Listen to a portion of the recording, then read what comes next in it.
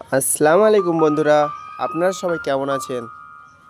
আশা করি আপনারা সবাই ভালো আছেন। তো বন্ধুরা, আজকে আবার একটা নতুন ভিডিও নিয়ে চলে এসেছি আপনাদের সামনে। তো দেখতে পাচ্ছেন আমার এই ছাদের মধ্যে অনেকগুলো গাছ লাগিয়েছি। তো গাছগুলোর সেভাবে পরিচর্যা না হওয়ার কারণে কিছু কিছু গাছ খারাপ হয়ে গেছে। এবং আমার একটা প্রিয় গাছ ছিল, যেটা মিয়াজাকি নামে পরিচিত, যেটা পুরো বিশ্বে এখন বিখ্যাত। সেই গাছটি দেখুন কী অবস্থা, মরে গেছে। তো গাছটি দেখে আমার খুব মন খারাপ হলো, কিন্তু কিছু করার নেই। দেখুন বন্ধুরা, আরও অনেক গাছ আছে এখানে। এটা হচ্ছে চেরি গাছ। চেরি গাছে দেখুন ছোটো ছোটোভাবে অসংখ্যভাবে চেরি ধরে আছে এবং ফুল ফুটছে, এই দেখতে পাচ্ছেন। আর বন্ধুরা, এটা আমার দেখছেন আতা গাছ। এটাও অনেক দিন হয়ে গেছে গাছটা লাগানো, প্রায় 5 বছর হয়ে গেছে। তো আতা ধরছিল না, জানি না কী কারণে, কী প্রবলেমে।